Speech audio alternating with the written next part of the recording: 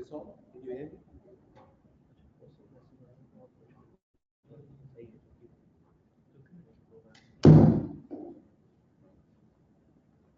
So we have a very small audience, but I still keep the mic on.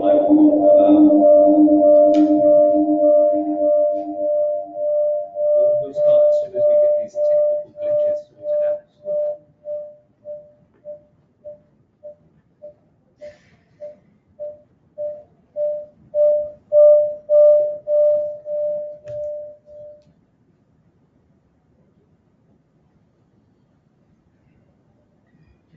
Okay. So, Assalamu alaikum and a very good evening to everybody. I think with respect to the few members who've turned up on time, we will make a gradual start. Today, we're going to be focusing on a very short report which was developed by one of my colleagues, Joe Awasaki, who's the head of corporate governance at ACCA. She sits in head office, and it's called the Tenets of Good Corporate Governance. And I'm sure those of you members who are here will be very familiar with corporate governance, because I think in Pakistan since 2002, it's really been driven by the SECP, and then later adopted by the leading industrialists, and then it's really a part of the DNA now of corporate leadership in Pakistan. The tenets of good corporate governance focuses on about 5 themes, and we'll be looking at each theme with our guest here this evening. Our guest here is Sadia Khan. She's, I suppose, a leading voice on corporate governance, and I know Sadia from way back in 2002, when the Code of Corporate Governance was first sort of introduced here in Pakistan. And at that time, we did, some roundtables across the country, trying to get a sense check of what the feeling was like amongst the leaders of industry. And gradually, whilst there was a huge pushback at the beginning, I think what we've seen here is is incredible acceptance and then an adoption. So I'm very pleased that Sadia has been able to join us here today. For those of you who see on the presentation behind me, I won't be able to see it, but I'll just flip over in terms of Sadia's introduction. Before that, let me just show you the current and emerging themes of what we're looking at. Just look over my shoulder. There. So here are the themes that we're going to be looking at. The goals of companies and society: diversity and balance, effective boardroom, executive compensation, gatekeepers of corporate governance.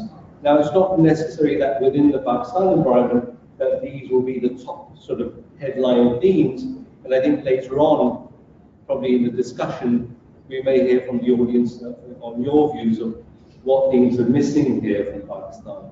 But certainly globally, these themes seem to be occupying a lot of the time and of the thinkers on corporate governance. Without sort of delay, here's an introduction of Sadia.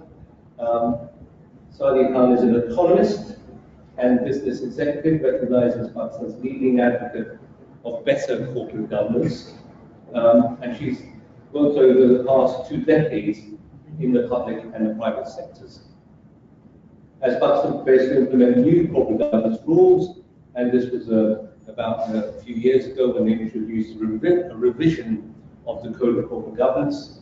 And she's also a leading advocate on more women on boards as well. And that, not only women on boards, but also in the whole pipeline of women in executive careers and getting that whole readiness in the pipeline for leadership.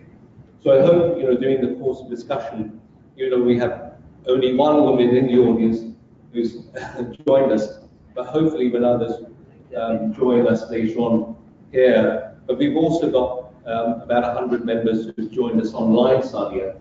So I'm sure there's some women who haven't been able to leave the office at 5, probably joining us online.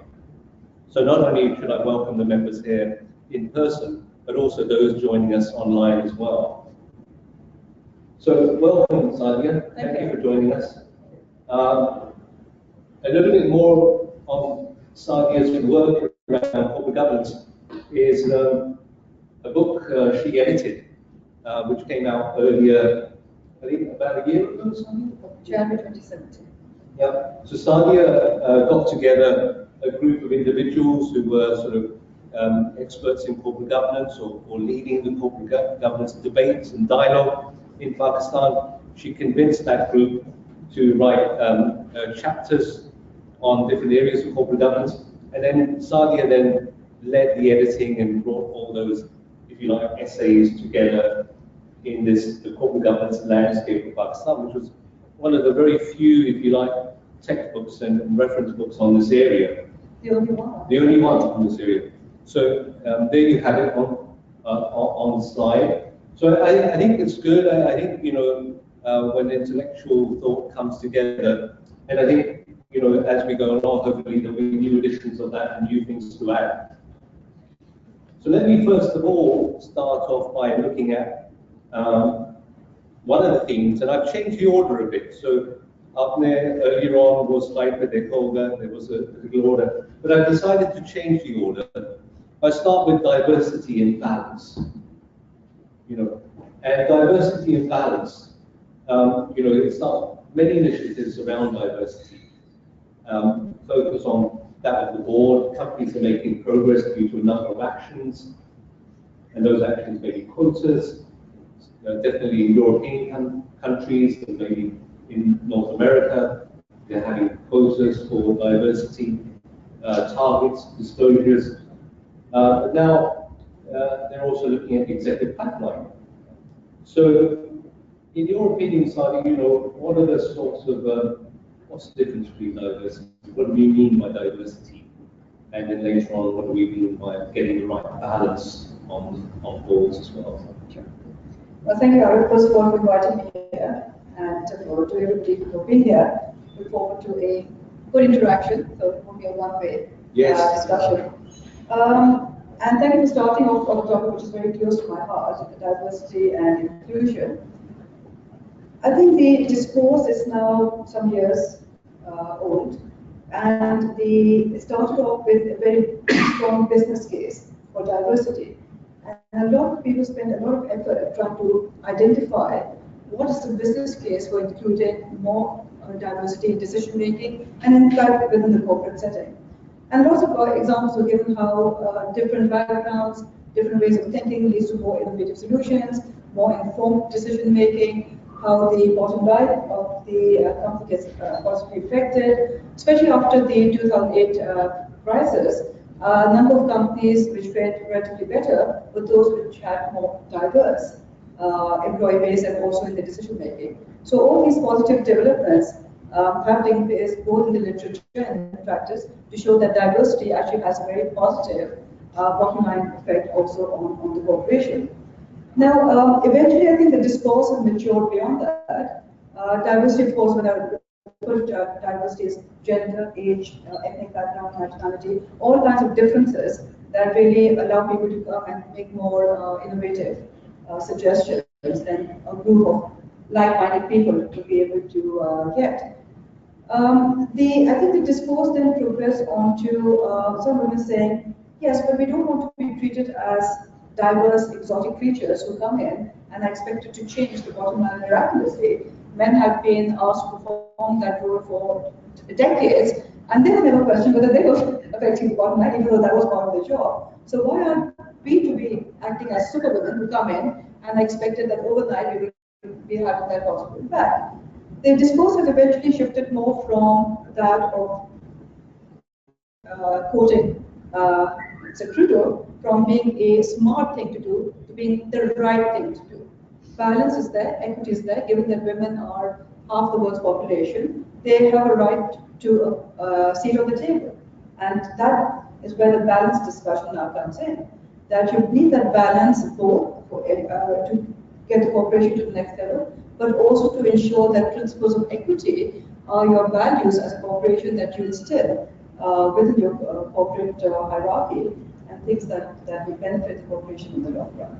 So that is how I would differentiate between diversity, more going from cognitive diversity, how people think differently and can affect the decision-making process, to more balance, what is a more equitable way of ensuring that there is appropriate representation from everybody who has skin in the game. Women make up most of the buyers, consumers of the products that are sold. It's important that their representation is also in the decision-making of the corporations in the process. So, but it's not just about gender, is it, the diversity?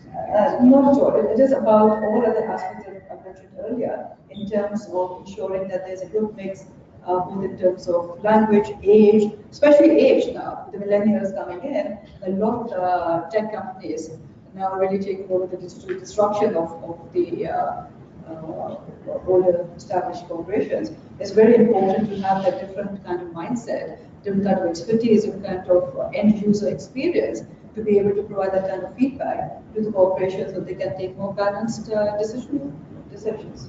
Are you a believer in the regulator having to step in to drive diversity? Quotas, I've often said, and I've said it in my book as well, that quotas sometimes can lead to a disenchantment, a sense of entitlement from one side, and a sense of resentment from the other side if they do not manage properly. However, I do feel that certain societies and certain cultures need a certain push, and Pakistan definitely is one of those.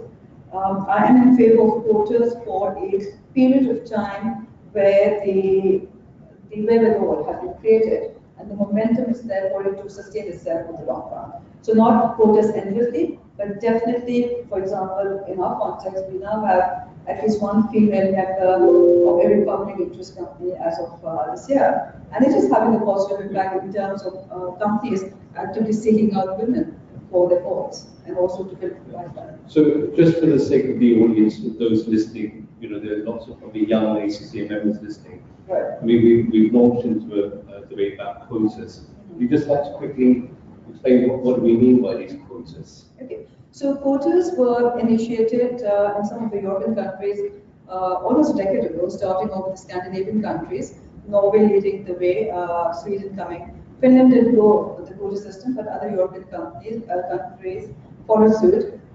France, Germany over time. Ireland was one of the earlier ones, Israel.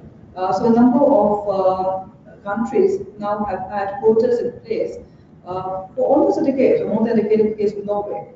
The experience has been good in the sense that if you see the data of the diversity elements on decision-making boards in countries where there has been a quota and compare them to countries where they've left it as a voluntary provision, it has been a much steeper curve for those who have instituted quotas. However, the flip side is that even in those countries, including Norway, where they reached 34% in boards representation of women, the executive pipeline was only at 40%. So they haven't really done that by building up the corporate pipeline and getting women further up corporate ladder and eventually leading up to the board. A number have had to leapfrog, which is fine, because they can come from different backgrounds and with different skill sets to enhance that decision making at the board level. But over time, if you really want to make it sustainable, it's important that we develop the corporate pipeline and ensure that women, once they're recruited, have equal chances of promotion and development across the ladder to eventually reach the highest level of decision. So in Scandinavia, for example, they're saying they have to have about 45% female representation on boards in the next sort of 5 years. 40%? So that would be a quota sort of intervention. That's right. So different countries have different quotas. Norway had 40%. I believe France had 30%. Some of the others had 33%. So different levels of quota to be achieved over a period of time and different levels of success. But as I said, comparing it to those countries which left it as a voluntary provision, they have fared better than the countries that did impose quota. So, and what about this balance thing? I mean, if you and I walked into a board meeting happening right now, into the door, would we see sort of a homogenous group of people, with the same group thinking. Yeah. But there may be women amongst them, but again, the balance. What do we mean by balance? I understand diversity, but what's balance? Is it?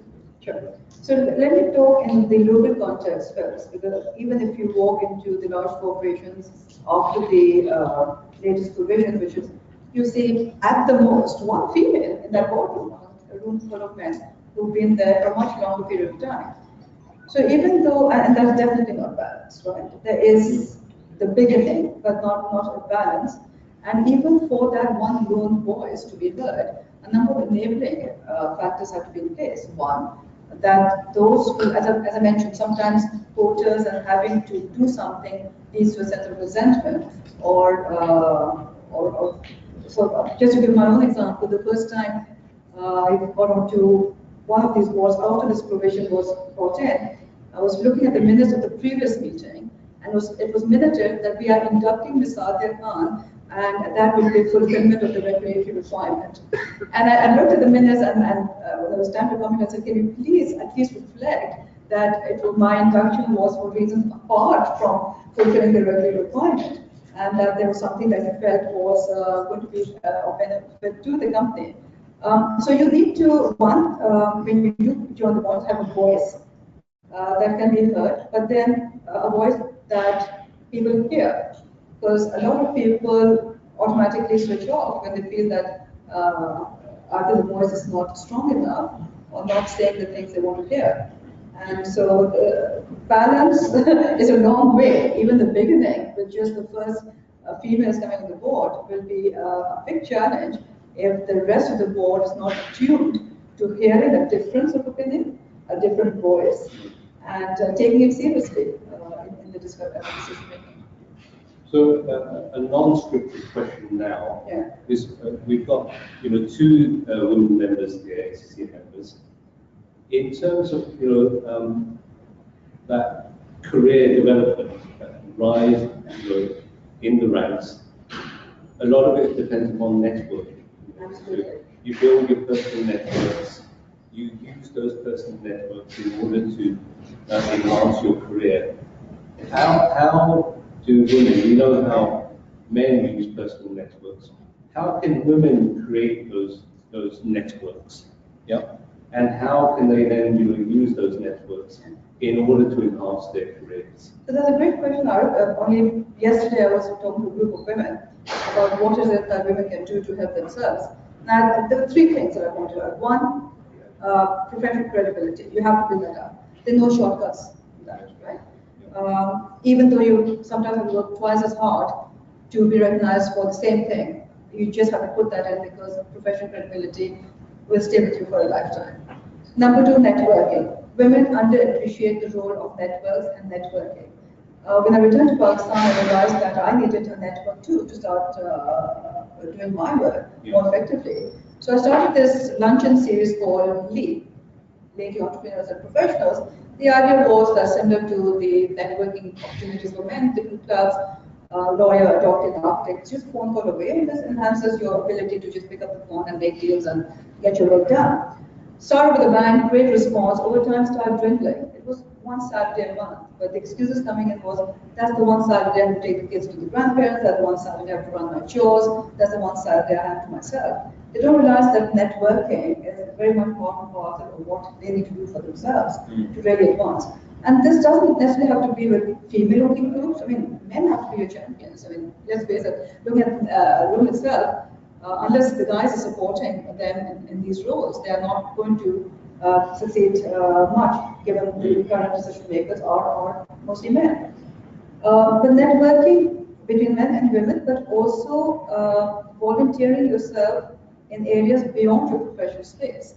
So when I joined the family business and then I could afford taking on some more things, I volunteered for a lot of activities beyond my professional network to really start networking with diverse groups across the spectrum, away from finance, away from the corporate sector, into voluntary organizations as well. And there you build up a reputation and repertoire with different skill sets as well. Third, put your hand up. Nobody is going to offer you anything. And I keep telling everybody, go get certified, let them know it's part of your career aspirations to reach that level of decision making at some point in your life. Nobody's going to push that unless you yourself put your hand up. So you have to make it part of your career aspirations to let people know that this is what you're aiming for and what it will take for you to get to the next level. Well, that's great advice, because I agree with that. There are no shortcuts. Yeah. You have to build your credibility. And that applies to both groups. That applies to men and women. There's lots of young ACCA men who are also ambitious and to grow their careers. And it's about using those networks to build your credibility. And there are no shortcuts. Thank you for that. I think we'll move on to effective boardrooms. Right. So one of the key points that has become clear in enabling an effective boardroom is the role of the chair. So diversity is not enough. You need somebody who manages that agenda and gives enough airtime to different individuals, and and can also measure performance at the same time. But there are no guidelines. A lot of us are probably parts of management meetings. Management meetings are very different to board meetings, and they're not chaired in the same way. But we're not taught how to chair meetings. There aren't really any guidelines out there. Here's a box that will convert you into a good chair. Open it up. There are no, do-it-yourself chair kits out there. So what is it? What's an effective boardroom? What are effective chairs? And how are these board meetings? A lot of these young ACCAs may know there's a quarterly meeting where all these people turn up and lock themselves in the room. But what's going on in there? Right. They look like very powerful people, but what's going on? Sure. Are they any different to any other meetings? Right. So the question about the chair is very interesting, because only last weekend I was at INSEAD receiving my international director certificate, and part of that was also a conference where one of the professors revealed the results of a study he had conducted within European countries primarily, by looking at the role of the chair. What were the common practices that most of them, the good chairs, successful companies, successful good profile chairs, practiced while conducting board meetings? So the top three in this one was they all organized dinners the night before at the board meeting. Simple enough, but why would you do that? That's really to get that informal decision making or the informal feedback sessions going, even before you come into a formal setting. Right. Maybe there's some areas which are critical, some that he feels or she feels that will be contentious. It's important to get that aired in an informal setting. Really try and, because once you get into a formal setting, everybody gets very fixed in the setting. It's my position, that's your position. But if you have a chance to really discuss this in an informal setting, you get a chance to see different perspectives and perhaps bring them closer together. Yeah. So that was number one. Number two was every chair reaches out to every individual director to make sure that their preferences and their priorities and the agendas are captured.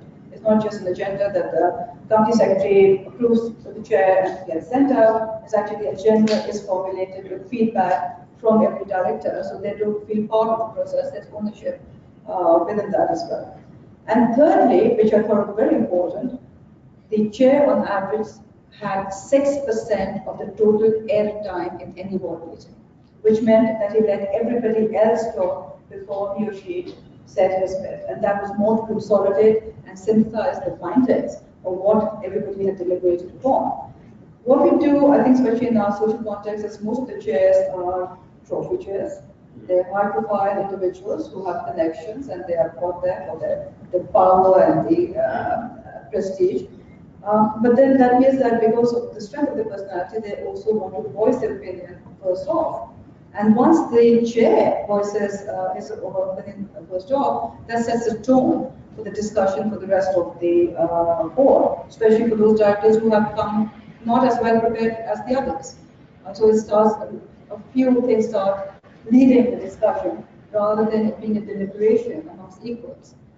So I thought that point about the airtime that the chair took up was very important in terms of making sure that there was consensus, a sense of ownership, and everybody felt part of the decision-making process. So I think a couple of very good advices coming out there, which also connect to the first one as well. Because I think what you said around voicing of opinion. Yeah. You know, so if you're young and you want to grow your career, I think voicing of your own opinion is very important. So at a leadership level, that's a great attribute to have.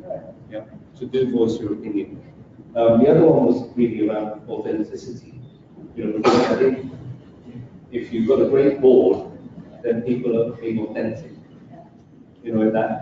That sort of connecting with people outside the boardroom over dinners, that's where you sort of can judge the authenticity, because you'll probably get a glimpse into their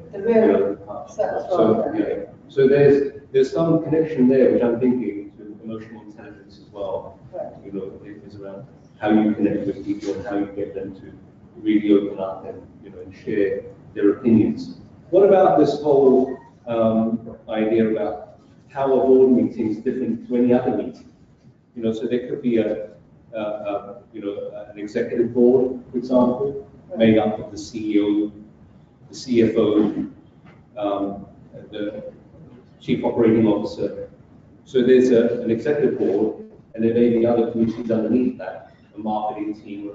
How are those committees and those any different to the board? So it's important to differentiate the mandate of the board from the executive committees, and that's policy versus implementation. So the board is there really for the policy guidance, and the implementation and the effective control of those rollout of those policies is at the executive level. So what comes to the board is really of a policy nature. What is the direction that the company needs to head in? What are the major policy elements? And then the rules and regulations from those particular policies coming to the implementation stage. So for an effective board meeting to take place, which is at the policy level, you really have to be well informed. The management information systems have to be really good to get the appropriate information, not too much, very little paperwork, and not too little, so as to make the decisions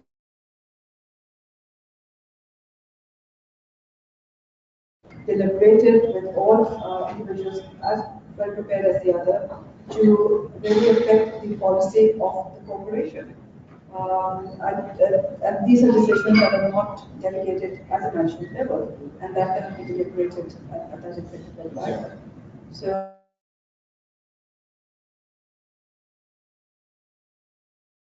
given that there are individuals at the board level who are not associated with the company in their day-to-day working, requires them to be so much more well-informed, but also bringing a different perspective from the different areas of work and skill set to be able to give a different perspective of what maybe management or the executives who are working on those issues day in and day out are deliberating, but maybe missing the forest for the trees. Yeah. So really the board is there to give a little bit of a sanity check also. Hey guys, yes, we know this is your daily bread and butter, but this is what's happening in terms of risk, in terms of, so the entire risk framework out there is something that the board, along with the strategy, has looked at very much in detail.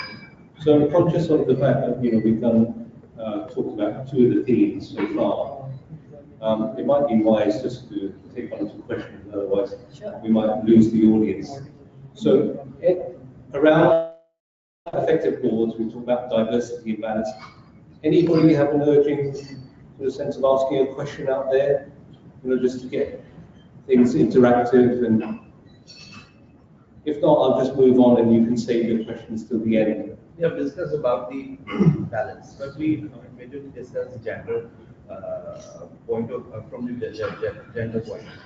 Are there any other perspectives from where we should ensure that this is balanced? What I have come to know that the gender balance generally, mainly we have talked about the gender balance. What are the other perspectives of the balance? What is, as a whole, what is this balance for? I think we did touch upon it, but as I mentioned, the whole discussion of diversity didn't really start with gender diversity, but with all forms of diversity to make sure that there was a difference in cognitive thinking. and behavior that would affect more informed decision making. So age diversity, very important, especially in this day and age. As I mentioned, a lot of the technology that is disrupting different corporations needs a fresh, younger perspective to bring to bear to these decisions. Ethnic, national, when you're working in multinationals,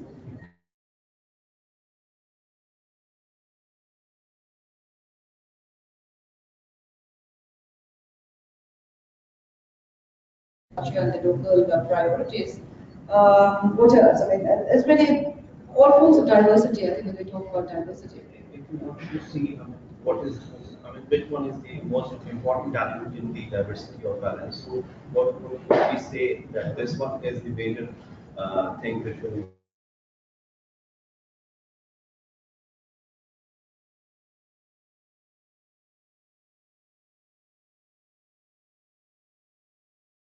And depending on what proportion the consumer products are actually marketed to the younger population, we want somebody from that generation to tell you, yes, this was prior marketing will work, this marketing will not work.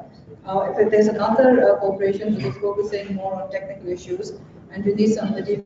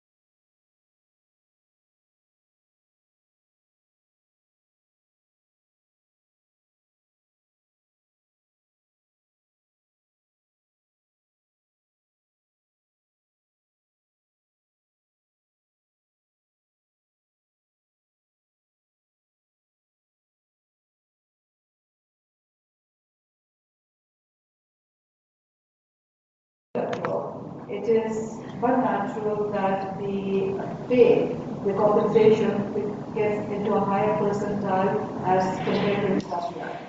So, for example, if the bulk of the employee base is in the local data, it's normal for them to be the 50th percentile of the industry, right? Whereas the higher you go, you then start seeing them in the 75th percentile. So automatically that closes the gap between the two. But then it's also a case of higher attrition and turnover at that level, which enables corporations to keep churning employees in and out without that skill set and expertise, which makes them want to retain them. Yeah. The higher they go, the more speciality and expertise they require, the more then, of course, the pay, compensation, and the gap widens. So that's one rationale or reason for that. But the other thing, the question you mentioned was, should employees be there? I think we need to differentiate between employee engagement and shareholder engagement. So for employee engagement, absolutely it has to be there. There are many different ways of thinking about it, and more and more corporations are doing employee engagement surveys, pulse checks, making sure that what they're rolling out is not communicated, received properly, and having a desired impact in terms of morale, in terms of performance. But then the shareholders who have the right to be represented on the boards. So you can't take away that right either. There's an employee shareholder plan, and by virtue of that, you're able to elect something. So I think it's important to define the parameters of corporate governance and the election of directors and constitutional boards. Yes. So let's open it up for some more questions from the audience. Any questions? Whilst they're going on, Martin, if we continue with displaying the questions to our online members, then they can continue answering those. What's the last one? Any questions from the audience on executive compensation? Any views, any strong views on that? Do you think it's a headline theme for Pakistan? So the last one we believe that the SECP should issue template job descriptions for directors or board. I put this one with performance metrics. And yes, so 85% are around, I think this was on effective boards. So 85% believe there should be more sort of guidance and templates issued. For boards of directors? Yeah. There I would slightly disagree. Yeah. Because the board acts as a decision-making body as a whole. You don't get put in because you will take decisions about for this area or that area. It's combined decision-making that eventually evolves from the board deliberations. And then to have different metrics for each director according to the team's involvement, it's really... Maybe a lot of that matrix thing that behavioral matrices. Sure, I mean, in terms of attendance, I think that the federation, definitely in terms of involvement, definitely, but in terms of saying that 28% of their performance evaluation is based on financial health of the corporation, where are they differentiating the executive from the policy making? So if you continue with the other questions on the executive compensation, one of the first questions would be that CEO pay is adequately linked to performance in Pakistan, yes or no? I don't know. Yep, 67% said no. Do you believe that? Yeah, so how do you view by show of hands? How do you believe that CEO pay is adequately linked to performance in Pakistan? Raise your hand. Yes. Don't be influenced by the. I mean, no. I won't say don't know. I think it was key on that. Do you believe that corporate CEOs are overpaid in Pakistan? Yes or no? So who believes they're overpaid in Pakistan, corporate CEOs? 5 there, 6, 7, 8. Who believes they're not overpaid? It's about 50-50.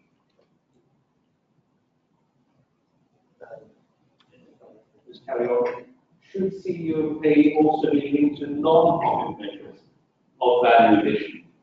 So, for example, customer satisfaction, culture, employee engagement, what you just mentioned. So how do you think that CEO pay should be linked to such non-financials? So that's almost 100% of the audience. Yeah. So do you think that policy is overpaid? That's 70% yes, 30% no. It's interesting, I mean, these are all qualified accountants. And they should know, you're privy to the details. Yeah.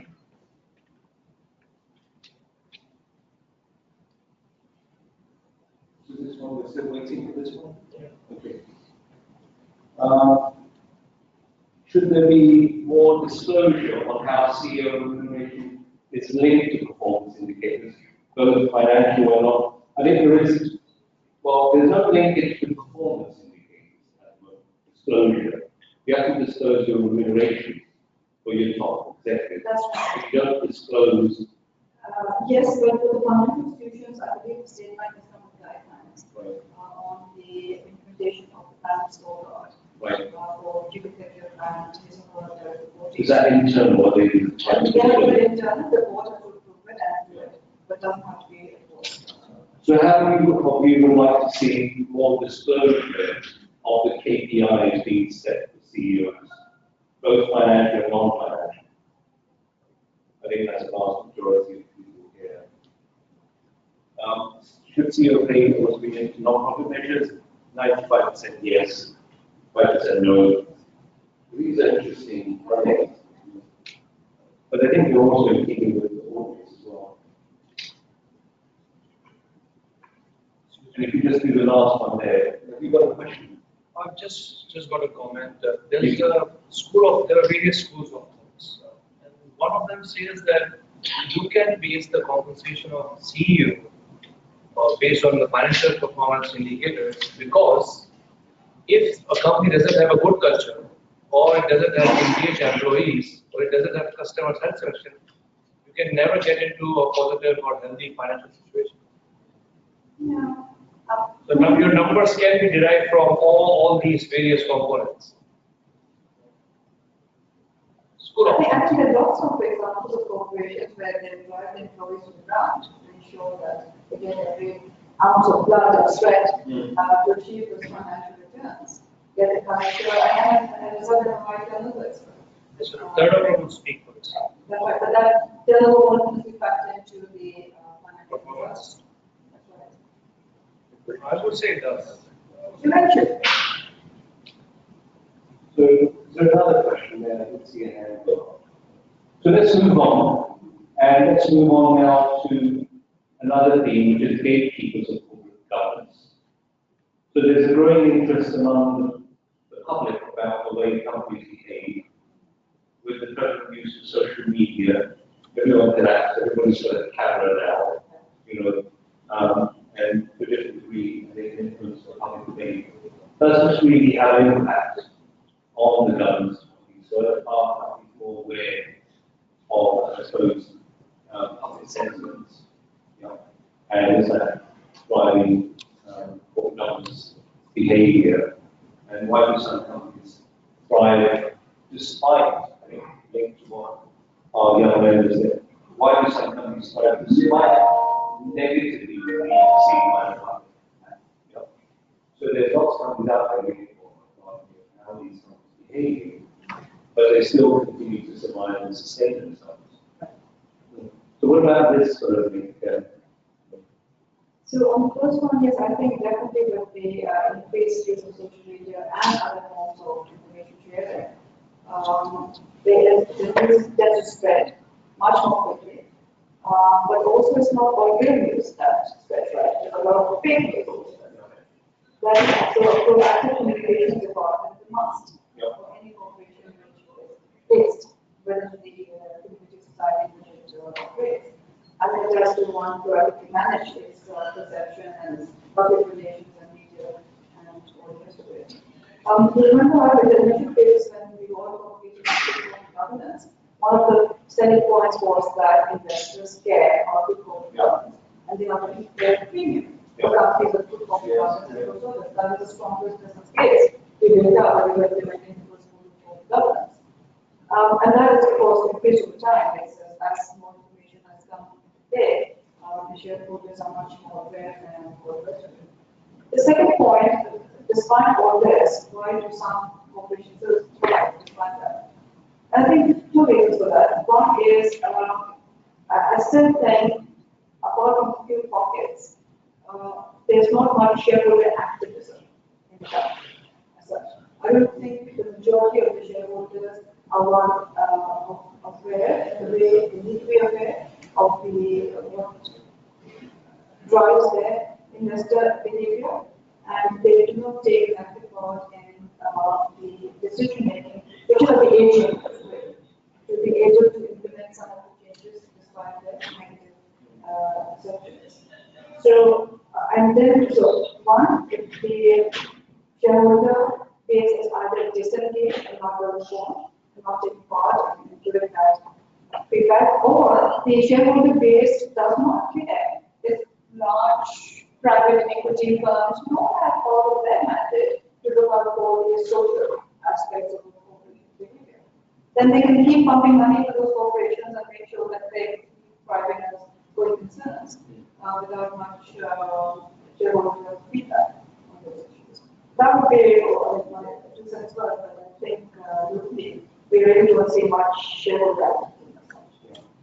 So when I delved into this gatekeepers term, I mean, we came across that gatekeepers is a term being used for these new functions, which traditionally are probably reporting into management, so the chief compliance officer function, is now probably hired directly by the board and reports into a board and into a committee, rather like the chief internal auditor. So the chief internal auditor will be recruited by the audit committee and reports into the audit committee and therefore to the board. The chief risk officer no longer, now the practice may be vetted and through the nominations committee hired by and reports to the board, as well as actuarial function. So somebody is looking at future pensions, etc. That side of things is reporting to the board, and also council as well. So there's this whole set of functions who are sort of classified as gatekeepers, now reporting into the board. Does the board have the skills and the time to manage these people? What's happening there? So in the beginning, you remember that the only subcommittee that was kind of mandated with the audit committee. Over time, those subcommittees have increased, right? Depending on the nature of the business and complexity of the business. Any one corporation has the HR, the nominations, the risk management, the compliance, anyway, depending on the function. So, and that was a response also to some of these incidents that took place, where a lot of stuff was happening, but the board, in all its wisdom, procrastinated. There was information flow which was not coming there. So one of the ways that you enhance information flows between the board and management is active to the conduct of these more detailed subcommittees. And within the subcommittees, then you get exposure to the HR, always has had a reporting line to the chair, but also not compliant and risk management increasingly. Because of all the issues that have cropped up in the recent past, a lot of them have revolved around internal control and processes. And unless the board has a greater insight into what is driving the wedge between what is dictating at the policy level and what is actually the effective implementation, because they will not be able to shorten that gap. So I think whether they have a skill set, they need to get a skill set. The audit committee definitely will have financial expertise, but more and more when you're hiring or inducting members of the board, more and more board members encourage the nomination committee to do a skill gap analysis of the board. What is the future direction of the corporation? What is the current skill set, and what skill set is missing, which we need to fill in so risk management expertise, compliance, what all this is now factoring into the kind of skill set that corporations are looking into in filling organizations. So do you think that in terms of the skill set that the modern day professional accountant has, which is no longer a number crunching skill set, do you believe that skill set is still important at a board level in terms of providing that expertise, if you like? Very much so. Because it's not just number crunching, but being able to envision the financial management of the corporation, which is important. And that is also skill set you give not just to the financial, but the CFO. The CFO is not just a number crunching individual. He or she is supposed to set out the larger financial direction of the corporation. And so that that visionary that you have in mind there, the skill set that all accountants should aspire to over a period of time. So that vision is also linked to the ACCA 7 quotients. I'm sure a lot of members. So that vision quotient is a very important part of the CFO's leadership attributes and the attributes that members need as well. So we've got a question. Any questions from the audience around this gatekeepers of corporate governance? What about those of you who are picking on members to ask questions in a bit? So think of a question that they want to ask on this. The question that we're asking the online is, are you in favor of boards adding C-level functions such as risk compensation with direct reporting lines to the board? Yeah. So we probably don't have it there so much, but we'll wait for the online audience to give us that. So are you in favor of boards adding C-level functions such as risk compensation with direct reporting lines to the board? Some boards are already doing it, just get feedback.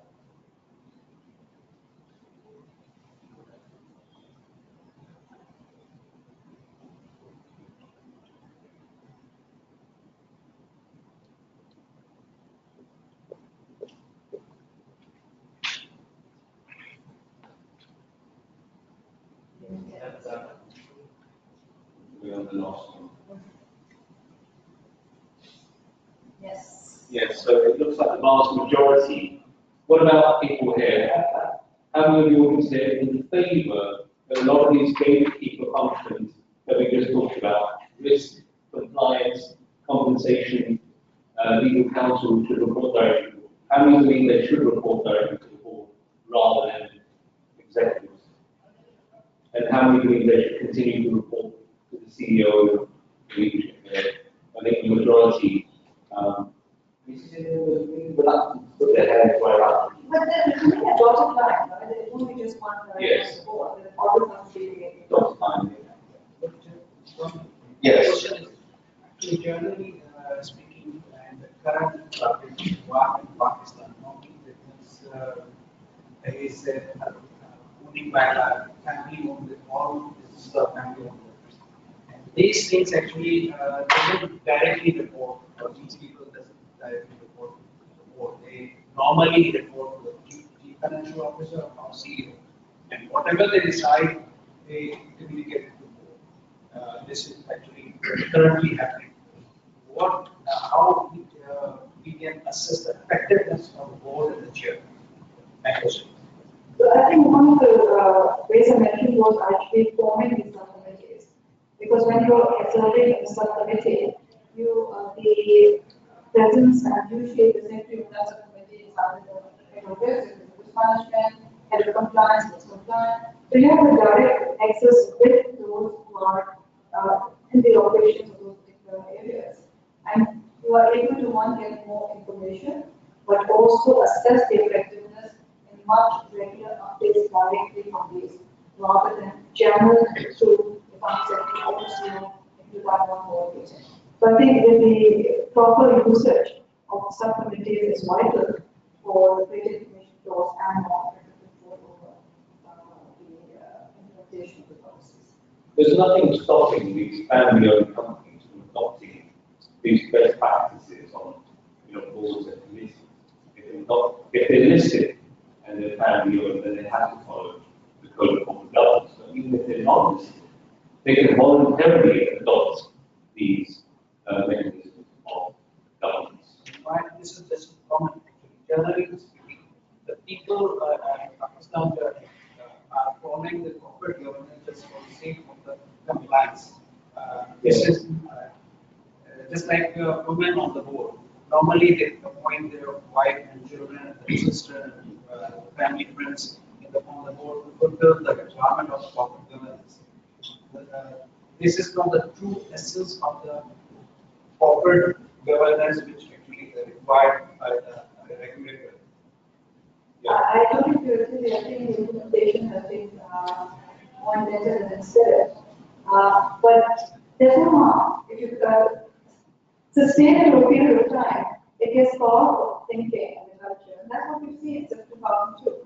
I mean, are you making sure rotten tomatoes being worked at that time? But the top corporate leaders, who are now the biggest champions of corporate governance, it didn't have a very smooth ride. In fact, the previous chair of the SDP said this is a mock-eaten, truncated corporate governance that I'm going to implement.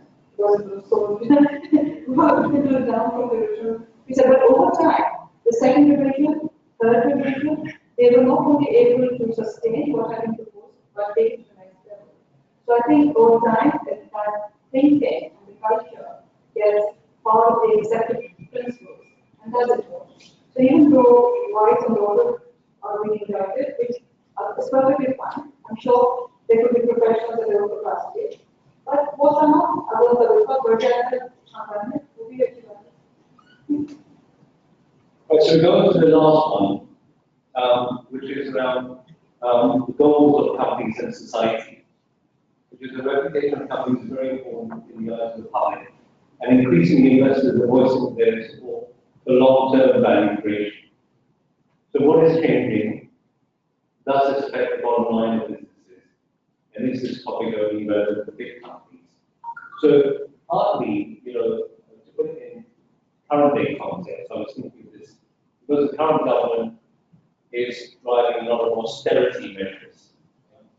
We saw the sale of all these big cars, we're seeing that lavish lunches and dinners are no longer being served, only serving hot biscuits, and tea. Do you think that this change in attitude will also rub off on the public, and the public will demand this also from the private sector? First of all, I think this is not something new. It's very much part of the culture and has always been part of the culture, because I think as a society, we want the most giving society, and that has always trended to our corporate giving culture as well. So just to differentiate what we mean as corporate social responsibility between the American model and the European model. The American model was that you set aside a certain percentage of the profits every year, and you dedicated that to philanthropic pursuits, charities, or whatever. Didn't have to be linked with anything that you did, but just you're giving to the cause. The way the European model of CSR developed was that it still had impact the bottom line today. My favorite example is Unilever, who went around all the villages in Pakistan, teaching the young kids to wash their hands properly, hygiene reasons, but the soap branding was pretty much there all over the place. And they were able to get a lot of traction for the marketing branding placement, which fed eventually back into their bottom line as well. And that was the European model of CSR. So in Pakistan, I think there's been a combination of the two models. But as I mentioned earlier, giving has always been part of the culture. So I don't think we should see CSR as a foreign imported concept. We have always, whether it's in family-owned businesses, whether it's in private, whether it's in public, there has always been a non-philanthropic aspect in our giving culture. Whether it's going to become more and more of that, it can't be forced. I think that's but if we follow the European model, then more and more of this giving will be the way that feeds back into your bottom line. So it will have to be pursuits that are connected in some way to your primary business model, and it will help it in some way either to branding or business. But we've seen recently also that the public also very much aware of the scarcity of water. A lot of companies of course, they can't do business without water. They need it in their industrial processes, they need it, in their products, So we think that is also a sort of also a reflection of goals and what companies and societies that are members of the public going to demand from, Nestle or Coca-Cola or Unilever that they become more accountable over the use of them. At the moment, it's a very small, sort of like-minded bunch of individuals who's demanding this, but the public seems to be. But either they can demand it or they ask it for the work, or they can give it to the Supreme Court's DAC project. But do you think that that's where the direction of companies go? Not so much as a similar to shareholder capitalism, not so much. But as I said, it's corporations are aware of it. And I think they do factor it in, especially I tried to with the earlier comments we made regarding whether they should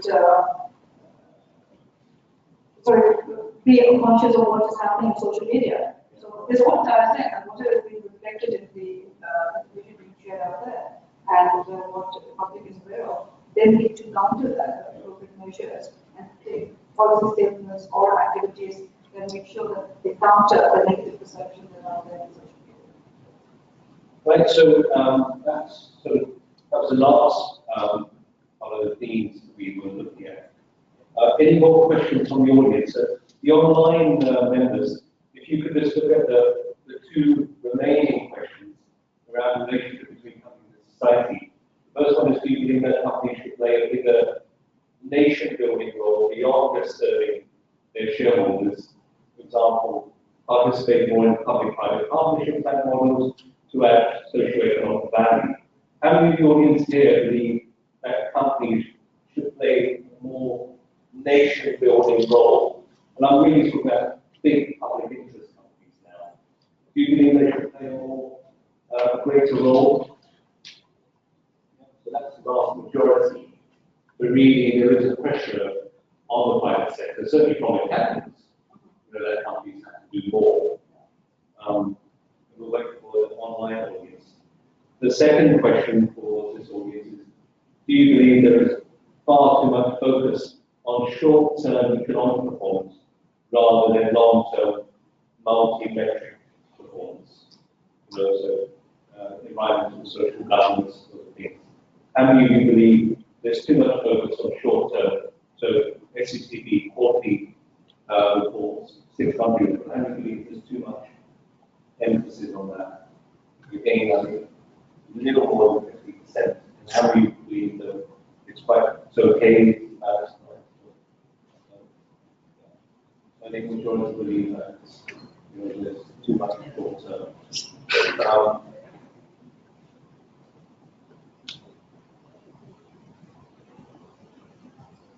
Let's have a look at the. So should companies play a bigger nation-building role beyond just serving their shareholders, public-private partnerships? So yes, 91%.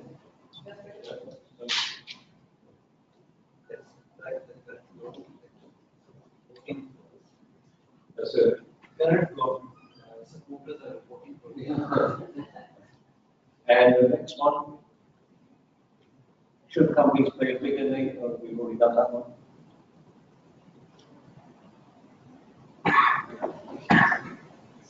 Do you believe there's far too much focus on short term? Again, 92% versus 6%. It's again, I think reflects what this audience is saying. Before we wrap up with Sadia, any more questions? Yes, sir. I have a question regarding the recently notification by the SEC. It's on the different party disclosure, and there are a lot of things that are being incorporated on the disclosure of the status. And there was another point based on arm's length partnership. So in that point, they specifically mentioned on the related to the parties having business on arm's length partnership. So can you kindly elaborate that? And I've just read these new guidelines since yesterday. I don't think it's asking much more in terms of record keeping and maintaining these registers where you show all the information and who voted and how they voted and who was abstained voters of it. But the substance of it, I've been struggling to find the substance of what is in those new regulations. Even the definition of arm's length, with all due respect, when these are motherhood statements, it doesn't really define arm's length. I mean, arm's length is when you define, well, this is the transaction and you either use comparative pricing, tender, whatever. And those corporations have been doing that. Corporations have always defined the methodology that for defining arm's length within these transactions. So, in substance, I'm struggling to find what was it that the SEC was trying to portray through these particular set of regulations, apart from making the reporting and the maintenance of the report much more onerous for the company secretary. So, I mean, the short answer is that. I mean, and on related parties, I think the definition of related parties, I mean, we come up with what that is. I mean, everybody is related. We are related. Right? Don't go to the government concept of go to. Yeah, I suppose it's vertical, horizontal, orthodox relationship that they want to look at.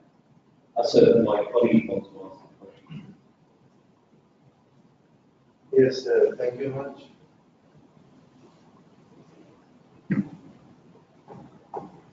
We can hear Fantastic insights, and I think we've spoken at length about governance. But in terms of the code that we've spoken of for Pakistan's corporate sector and the public sector, do you think there should be a way to implement those across the bodies that notify these codes? Like the central bank, like the apex regulator, like the competition commission of Pakistan. Because when I have a look at their policy goals, so it would be great to see them actually applying the code principles on their governance structure. Sure. So the question is whether you think they're practicing what they preach. In short. I think a number of those institutions, the ones that you mentioned, especially in the past, have improved their own governance structures to the extent that is permissible within their particular ordinances or statutes that there are.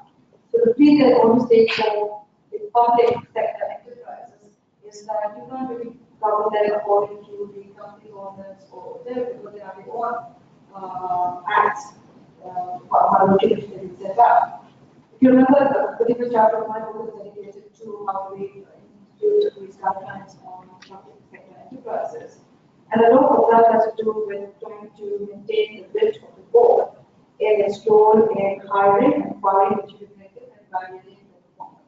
Now, if that pivotal role is taken away from the board and done by the ministries or done by the political structure, then that itself is the biggest blow to corporate governance. So unless I think the powers that we realize that they are really violating the basic tenets of good corporate governance by retaining the power of hiring and firing of the chief executive to themselves, not much improvement to be made in instituting good corporate governance. I guess that in a way goes also for these regulatory agencies because they also determine it's a selection rather than drivers. So that's fine. And just to apply the tenets of diversity of our codes, especially I would say in bodies that are making these codes and the regulatory. Do you think that there is room to further practice what is being notified or Absolutely. I mean, if you look across the board, there's a much greater need for both diversity and balance. We're not just looking at diversity for the market, but across the board, representing, in this case, regulatory bodies, people who should mix, good mix of skill set, industry mix, and skill set in terms of auditing or legal or risk risk. But also getting that balance in so that the decision making is keeping in mind the population. There's one female director in the entire agency, and now we come up with rules that we need to enhance gender balance in the boards. What does it take to do that? It's not a magical number. There have to be certain preconditions and sustained effort to make sure one that the introduction is being made on the different grounds. There is enough capital for getting qualified women coming up the pipeline, and not of them are getting trained to even those particular populations. So it has to be a much longer effort and a more sustained one, and you can only get those particular insights if you have representation of those who need to be brought up along the diversity. Thank you, Sadi. We've got one question from our online participants. Sayyid Salam Ali asking, investors or stakeholders in companies are expecting unrealistic returns. So if at strategic level, board of directors set unrealistic targets to meet unrealistic expectations of investors or stakeholders, then these targets are assigned to tactical and operational level. As a consequence, pressure will drill down and create stress and lead to job dissatisfaction. So how the governance structure handles these pressures, and how can they balance these expectations of investors, board level and technical operational level? So unrealistic KPIs being set really through shareholders and then through boards. I think that's where the role of diversity but also the role of independent directors comes in. Because the independent directors in theory don't just look after the majority shareholders or even just all shareholders, but all the stakeholders. And the employees are part of the stakeholders too. So as my role as an independent director with board, I will see a bottom line in financial performance. But how is our strategy and direction really benefiting all our stakeholders, including some stakeholders and internal stakeholders. I think the role of independent directors is key in defining this tripartite agreement between shareholders, board of directors, and management. Thank you. All right, so I think this young man comes to you as your internal. I just wanted to have your point of view on the statement that most of the people make, that the board of corporate governance or environment and corporate environment, what would be substance of the boards? They only consider the form, they get form, they're receiving, and the effectiveness is missing in all these. In the scenario, in corporate scenario, from the what is required by the corporate governance. What is your thought? Considering Pakistan and this Pakistan's territory, the corporate environment here, are they following the substance? Are they following the form? Or they are moving from the form towards the substance? So I've said this before, say it again. I think the implementation of the various rules of corporate governance has been more regulated and strict. It has become a box-ticking exercise because it's a regulatory requirement. And here I think the accountants have a role in this as well. Because when they come in and don't have a external auditors come in and certify that there's a compliance statement for the government, for them that's also a box-ticking exercise. If they went away from these formats and they're more into the substance, I'm sure there will be more questions asked and more analysis done and more information provided on the basis of which habits and behaviors will be changed. But the box will be inside both from the board sector as well as the gatekeepers. So who's going to change the culture? But the point I made was that over time, as these things become embedded into the culture, become the norm rather than the exception, it starts creeping into culture as well. So hopefully down the road, the more we sustain these levels and take it to the next level rather than simulate them, we'll be better placed for our future home because they are more spirit role in the implementation rather than just a long exercise. So we are moving towards the effectiveness of this. I think we are. We still have a long way to go. I think it still is in many corporations just working inside. But as I said, the more people understand what is behind these rules and what.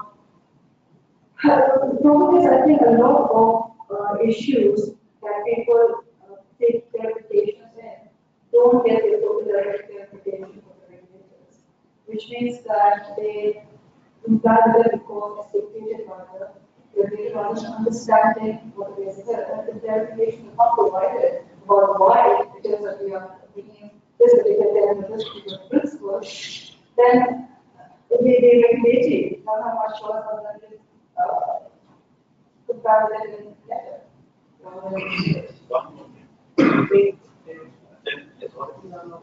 Substance of the effectiveness of these codes. They have just made these codes and they want to inform on the corporate environment or corporate, corporate entities. How widely circulated is this particular talk? And before I make this, I think the intentions are good. Obviously, there is enough international experience that shows that good corporate governance behavior has both improve corporate performance as well as have a positive impact on the humanitarian society. So, those empirical evidence are there to support it. How it's been implemented here, whether they be health measures, whether we ourselves have educated ourselves appropriately before delving straight into it and then changing it and upping it actually without really understanding whether the market is ready for it, whether the critical mass is there, whether this is being done effectively rather than responsive exercise. There, my guess is that yours. I don't think that enough effort is put into understanding market reactions, the effectiveness of the implementation, and the changes that are subject to into the provisions. Just to give you an example, for our book, the survey that we have to rely on to show what implementation has happened was from one survey done in 2007. And then I did another survey just so that we could get up-to-date information. But in 2002, and now we have had two, possibly three revisions taken in the smaller revision we found. Okay, so one survey done in 2007. If I want to revise anything, I would first look at what has been implemented in the first code to see what effectiveness is, what the results are, and address those. Without knowing how they've been implemented and what the effectiveness is, to go into another revision of the code, I don't think it's the correct way of dealing with That's right. That's right. And nowadays, actually, there are a lot of compliance questions which the board has to take. This is the testing comments. Actually, there are a lot of things, questions which the board or the chair has to form at the time of the board meeting and other meetings. There are lists of regulations which the company has to follow. There should be another sort of survey should be conducted by the regulators. So this related party Exactly. This is the same. What is the gap they identify? What is it that they want to solve by this particular language that they use? Yeah. I don't know. The main language is not clear. Things are not very clear. Even the auditors, the compliance officers doesn't know what they has to upload in the annual. That's the point. If you burden the regulators for new requirements without justifying it, then there's going to be an adverse reaction. The same thing actually we are facing right now. We have to disclose the financial report, and we do not have such type of example or the things, and even the regulators are silent about their. So let me sort of put my chairman's hat on and sort of bring this to a close. I think, at the end of the day, codes have helped to change behaviors. So, going back to 2002, the behavior and the pushback from the corporate sector was very hard, but now, as Sally said, there is acceptance and they are strong advocates of this. And we can see the link between good corporate governance behavior and share value, stability, etc., of capital markets. So there is that linkage, if you like. The purpose to invite Sadia here was to give you some practical insights and bring the Tenets report to life for you as well, so that you can relate it to some of the experiences that real life directors have. Because we see this in reports, but we hardly get a chance to listen to experienced people who are there on boards. So thank you very much, Sadia. If you'd like to give Sadia a big round of applause.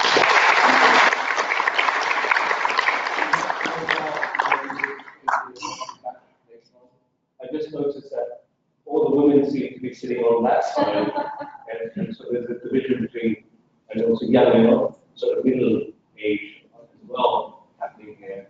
So I'd like to thank all the members for attending today as well. Sadia's been awake since 5 o'clock this morning, so she's like to get away early as well. So if you've got any questions, well, I'm not sure if she's going to stick around the tea, but maybe the young woman might like to catch up with you as you make your way out. So, and then I'd like to thank the online audience as well. How many did we have that in each of that boardroom? Yeah, so we have 200 people listening to us. So great, thank you to all the members online who were listening in, and thank you for your questions and giving us your feedback.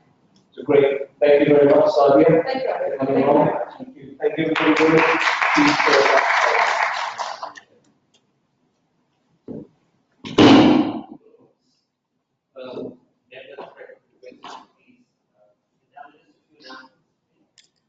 Just start with that.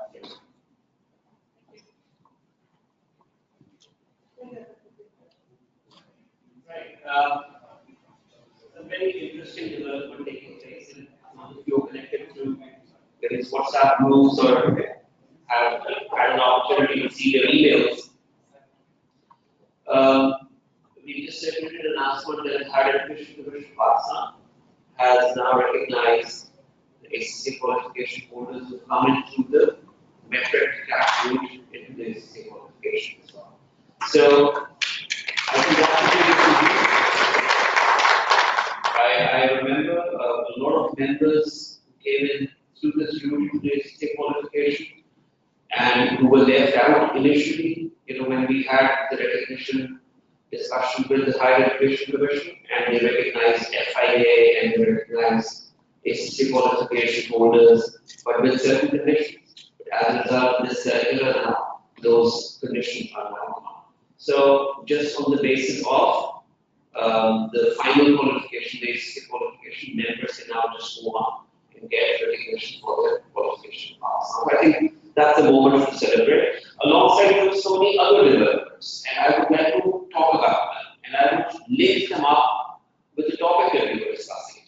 So the World Bank has awarded a project to ACCA, which is around the public financial management. And ACCA will be developing a qualification working with the World Bank, which will then be delivered to various public sector employees working on the projects funded by the World Bank of Pakistan. I think that's again another feather in ACCA's cap, a big achievement. Right? And ACCA will be keeping its members informed and updated by the development cycles. Then, ACCA has been invited by the Auditor General of Pakistan to sit on the HB Policy Board. And again, I think that's a unique instance and a unique happening because of the level of trust these public sector organizations or quote unquote the government has in the capabilities of ACCA members.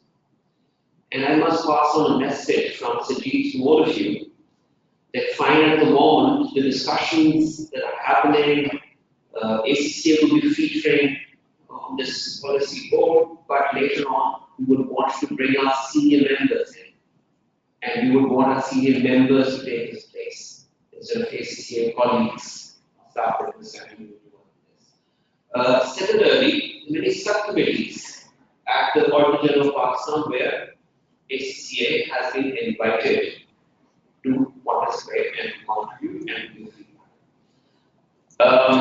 HP is one organization, FPR is another organization where once again we have our team went on to meet the State Minister of Finance, and ACC has been invited for consultations, ACC has been invited to sit on subcommittees, and at the same time, we are attempting to get ACCAs included in the application form for various tax cards.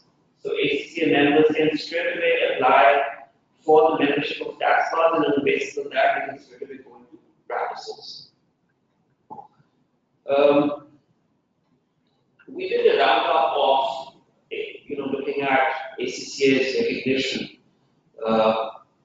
given by various regulators, and we figured out that a lot of statutes, regulators, they already recognize ACCA for various positions. So, for example, CFO and CEO of listed companies, ACCA qualification holders or ACCA members qualify for that.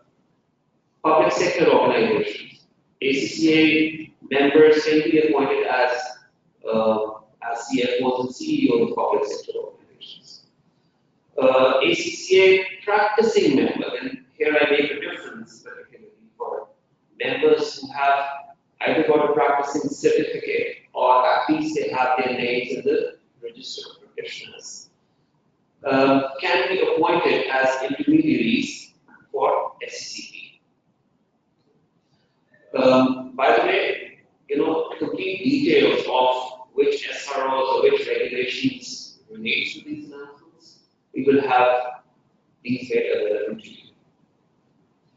ACCA has been invited by the Planning Commission to give feedback for the 12th five-year plan that the government is going to come up with. I think this is the plan till 2025, and ACCA has been invited to contribute to this five-year plan. So that's how we feel. Now, what's the link of all this to the topic that we were discussing? And the closing that I read that investors' confidence in organizations as a result of good governance or good regulations.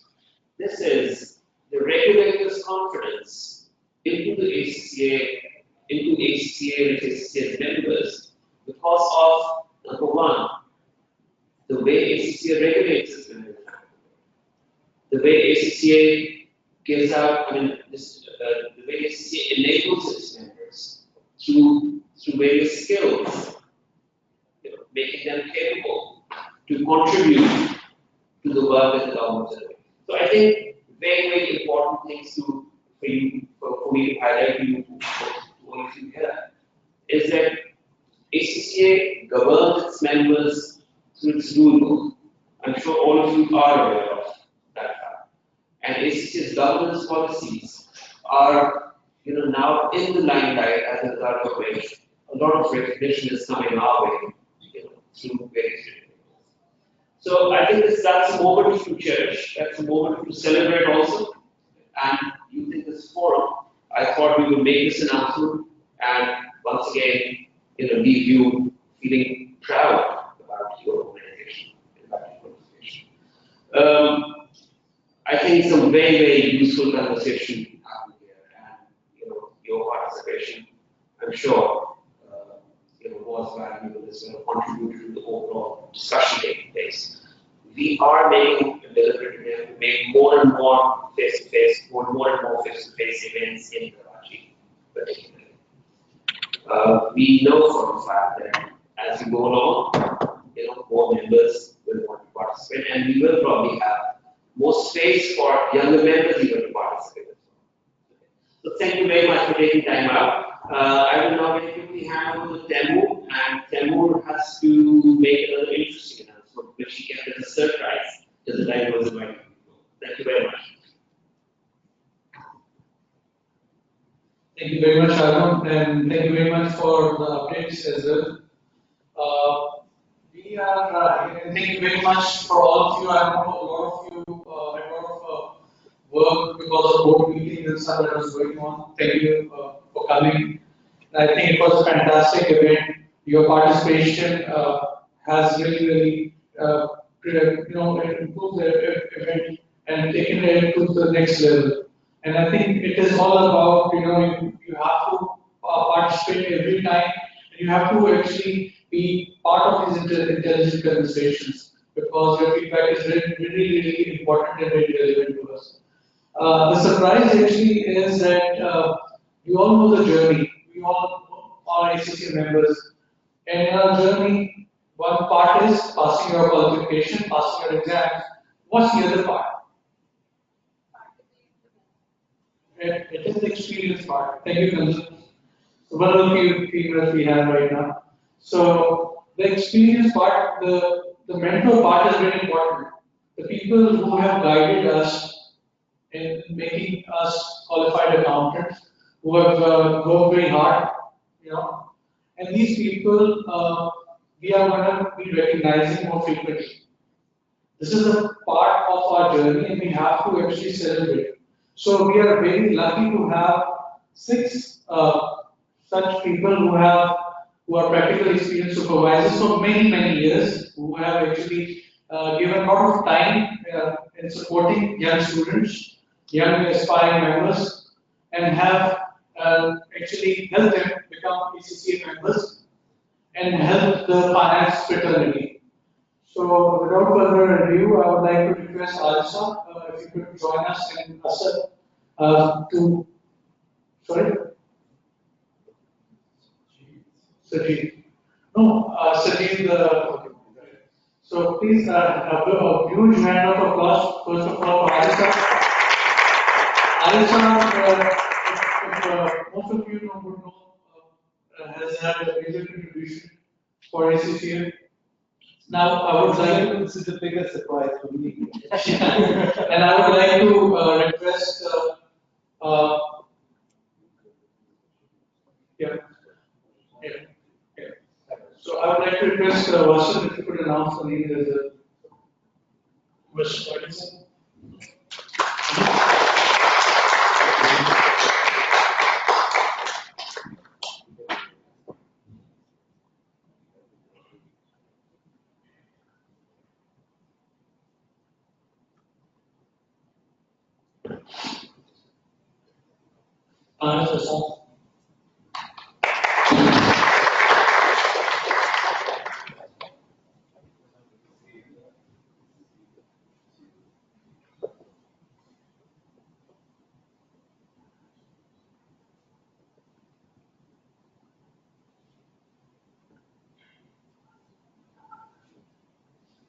Does that publish?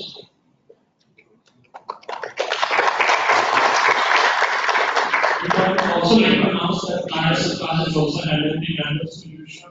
Definitely get in touch with them after the session.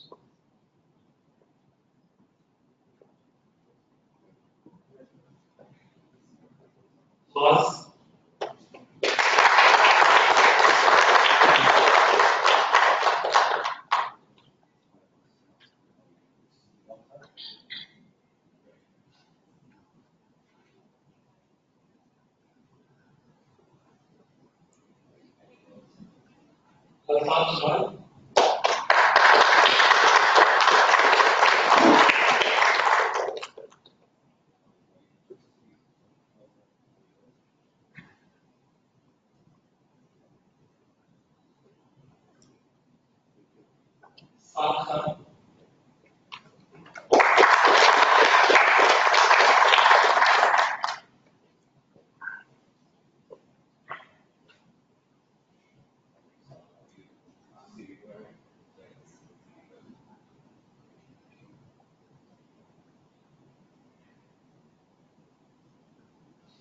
Thank you, sir. Thank you, sir.